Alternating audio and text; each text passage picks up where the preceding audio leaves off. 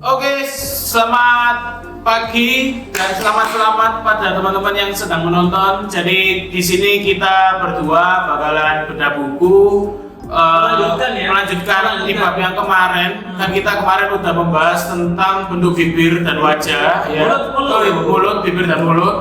Lalu kita bakalan nge-share dan menjelaskan di bagian 8 itu bentuk dagu, pipi, rahang dan artinya, teman-teman.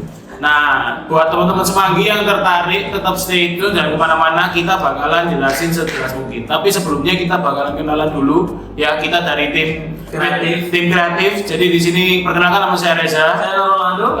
Jadi di sini kita berdua bakalan bedah buku, dibedah sebedah-bedahnya buku ini ya, teman-teman. Jangan disobek juga ya. Tapi lebih ke kita menjelaskan sesuai buku ini, tapi kita juga memberikan analogi kita secara pribadi untuk menilai penjelasan dari buku ini relevan atau bagaimana gitu. Jadi yang pertama itu ada di dalam buku bagian 8 ini bentuk dagu, rahang, pipi dan artinya itu kita dalam membaca karakter seseorang itu berdasarkan wajah. Anda memerlukan kayak melihat kepala, dagu, rahang, pipi, gitu kan dalam seni membaca wajah. Nah, semua bagian itu juga memiliki arti dan makna, teman-teman. Nah, di sini tuh ada 3 poin yang bakalan dijelaskan di buku ini ya, di bab ini. Itu ada bentuk kepala, bentuk dagu, bentuk rahang dan juga bentuk pipi.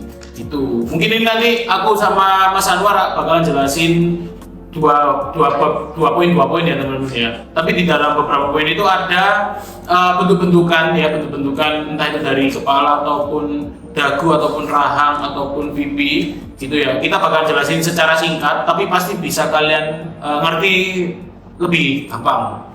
Nah, awal-awal aku jelasin dulu. Terus untuk yang pertama itu bentuk kepala, teman-teman. Nah, bentuk kepala itu menyiratkan karakteristik dan juga kepribadian seseorang. Nah, ini beberapa bentuk kepala ya, teman-teman ya. Yang pertama itu kepala besar. Orang yang bentuk kepala besar itu biasanya memiliki ingatan yang kuat, teman-teman. Ya teman-teman yang sering mengingat ya, bisa jadi kepalanya besar, teman-teman ya. Lalu kepala kecil, bentuk kepala yang kecil menandakan budi pekerti yang kurang dan tidak memiliki banyak bicara, teman-teman. Jadi dia lebih pendiam, teman-teman ya. Kalau ukuran kepala yang sedang itu bentuk kepala yang menandakan kebijaksanaan dan kepandaian, teman-teman. Nah, dari 3 poin itu kira-kira kepala sekalian itu yang termasuk yang mana? Ya. Karena saya kebetulan ini termasuk kepala besar kayaknya ya. Kepala besar sama besar kepala. Iya, beda-beda teman, beda-beda. Lalu yang selanjutnya itu bentuk dagu. Dagu itu juga menyiratkan karakteristik seseorang, teman-teman. Tanpa tidak sadar, dagu itu memiliki di bagian tengah itu dia tebal dan berdimensi 3, teman-teman. Jadi dia 3 dimensi untuk dagu, teman-teman. Dan dia menyiratkan kuatnya hasrat seksual. Dan ini beberapa bentuk-bentuk dagu yang mungkin aku bakal jelasin secara singkat, tapi pasti teman-teman bisa banget untuk memahami dan mengerti. Yang pertama itu dagu belah tengah dan lesung. Dia memiliki perhatian yang tinggi, terus kasih sayang juga, terus memiliki rahasia, teman-teman. Dan dia sangat memperhatikan tentang cinta, dan minusnya dia sangat sedikit egois, teman-teman.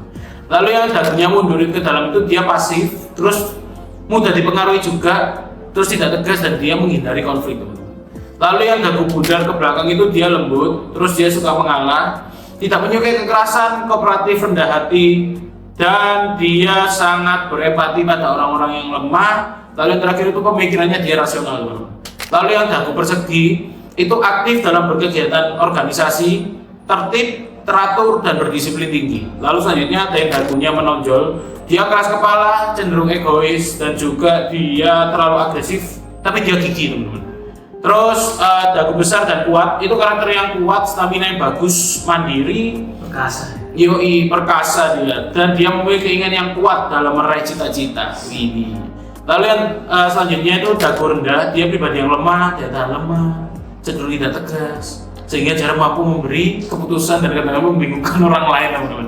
Lalu yang dagunya lancip itu dia lebih positif karakternya, mudah bergaul, terus dia bersahabat juga, terus mempunyai kemampuan mengambil keputusan yang baik, dan dia mampu meraih kebahagiaan dan sukses pada masa tua. Amin. Lalu yang selanjutnya itu dagu menonjol keluar, dia merasa dirinya penting dan selalu benar. Lalu ada juga yang datar dan dagu yang datar dan lebar. Dia pemalas, sering putus asa dan tidak kuat menghadapi tantangan. Nah, yang terakhir adalah dagu panjang. Dia sangat memegang prinsip, keras kepala dan egois. Jadi kurang lebih itu untuk penjelasan kepala dan dagu. Mungkin dilanjutkan Mas Amar untuk menjelaskan bentuk rahang dan bentuk pipi. Let's go. Oke, yang berikutnya adalah bentuk rahang ya. Ada beberapa poin di sini, ada beberapa bentuk ya. Yang pertama ada rahang besar. Ini karakternya kuat secara fisik, memiliki kemauan yang kuat dan tinggi. Kemudian ada rahang runcing, dia pemalu, lembut dan berbakat. Kemudian ada rahang tidak simetris, penceng gitu ya.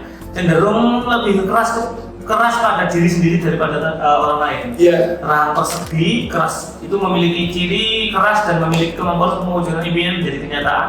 Dan yang terakhir rahang sempit mempunyai arti agresif, cenderung keras kepala dan bekerja keras demi mewujudkan keinginan. Terus yang selanjutnya ada bentuk pipi, bisa dicek pipi masing-masing ya. Ini adalah termasuk salah satu dari yang disebutkan di sini atau tidak, dan mungkin bisa jadi evaluasi untuk diri sendiri. Yang pertama ada tulang pipi menonjol, artinya karakternya kuat, tekun, kuat mental, mampu bangkit dari keterpurukan. Kemudian untuk ada pipi yang bagus, mempunyai kecepatan, berenergi, percaya diri dan dapat menerima kesalahan orang lain. Kemudian ada lesung pipi. Lesung pipi, siapa nih yang punya lesung pipi?